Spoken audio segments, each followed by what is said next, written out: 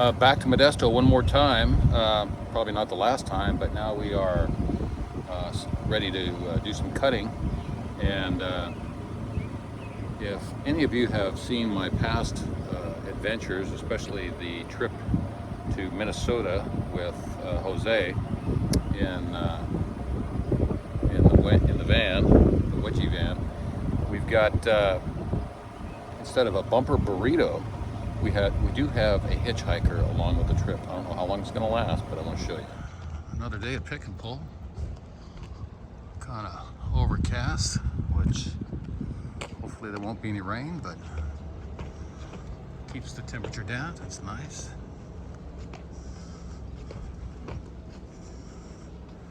All right. Well, the good news is I'm here at Modesto Pick and Pull with my Milwaukee and genset.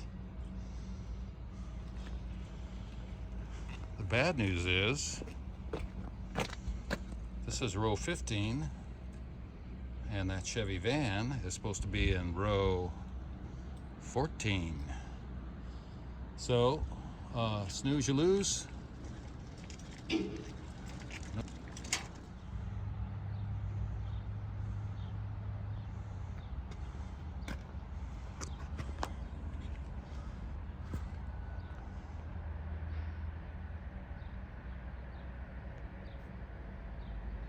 There it is.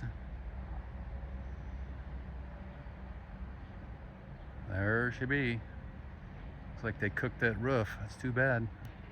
That's one of the things I was hoping to get.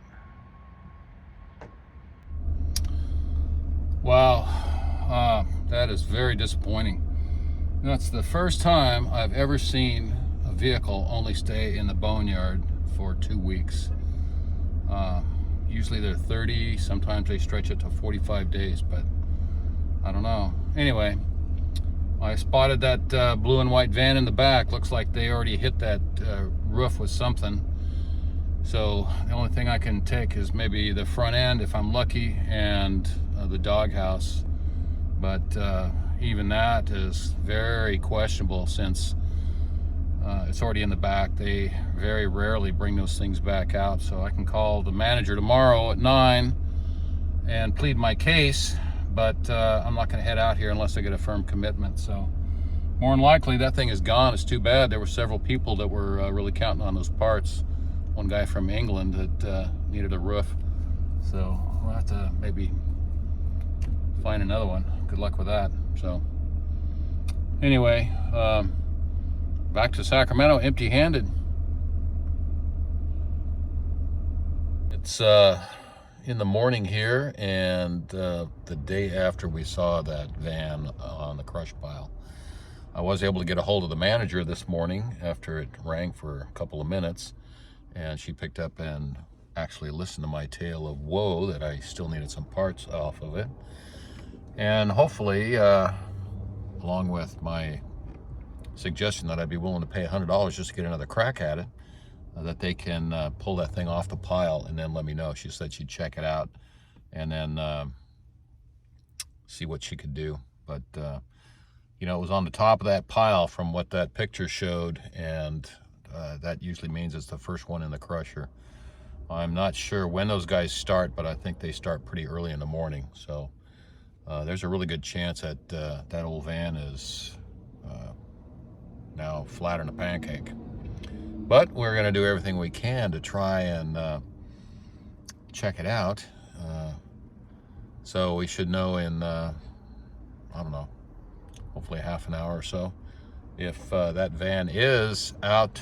If they can pull it out, then I'm going to go back there and just hack away at it. I'll give her the $100 and then ask her probably if I can come back for more of it another day.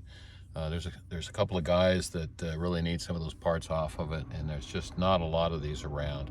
They don't show up in the boneyards hardly at all, and this one was in really good condition as far as, you know, the low rust and the condition of the sheet metal. So I spent a lot of time clearing away that interior build from around the doghouse, so that should be ready to just go to town and start cutting.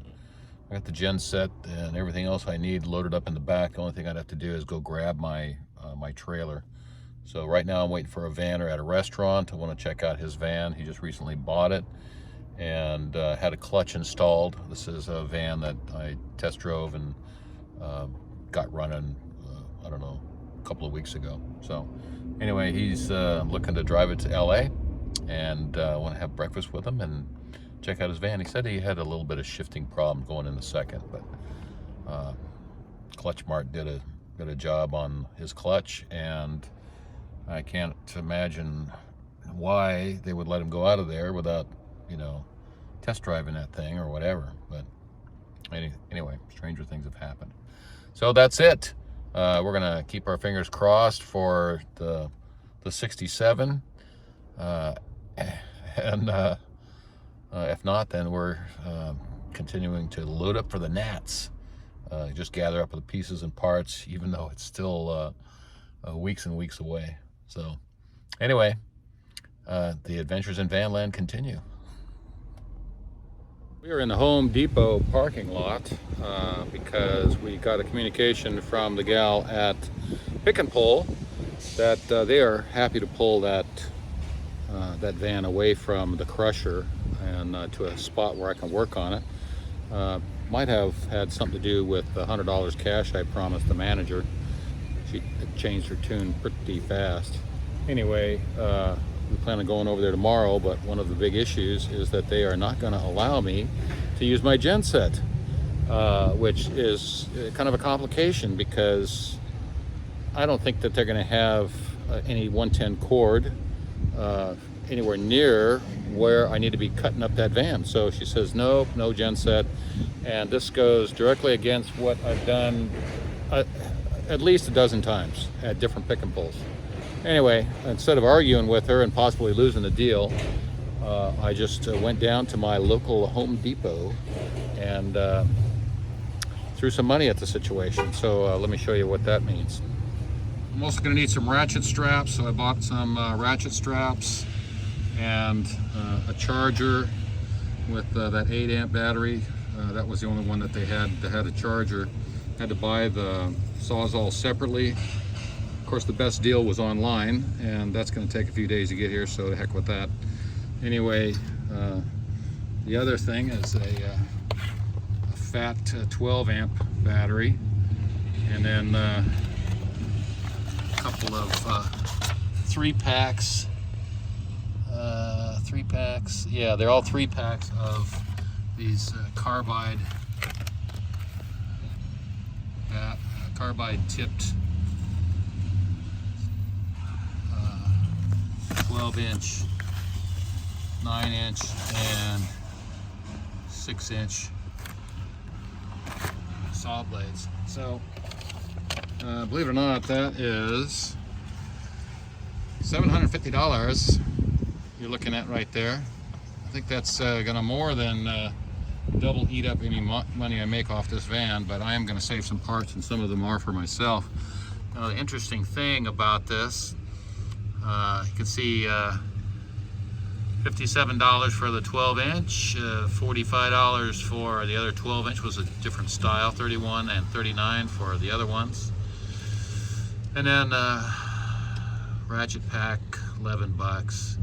Now here's where it gets good. The high output 8 amp is $249, but if you want to take it back, max refund value is $167. So I guess that's for the people that buy it, use it, and return it.